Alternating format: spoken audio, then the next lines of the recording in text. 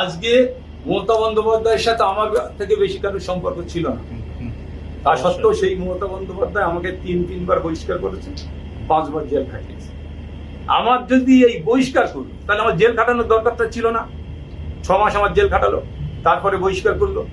তারপরে সেই দল বারবার আমার ডেকেছে, আমি গেছি দলের রাজ্য অফিসে, বিভিন্ন জায়গায় গেছি, আমার 3-3টে চিঠি করতে বলেছে, আমি করেছি। তারপরেও দল গুরুত্ব দেয়নি। আমি কি করবো? আমি বসে থাকবো না? আমি কিছু করতে হবে আমার।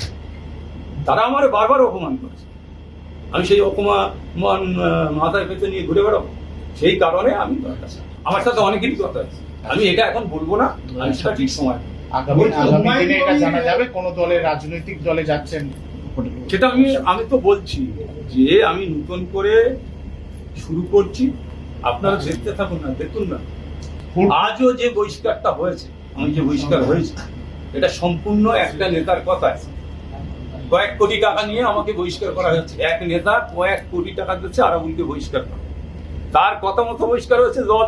এখন আমি সেই জায়গায় যাচ্ছি না, আমার বলার এখন প্রচুর আছে।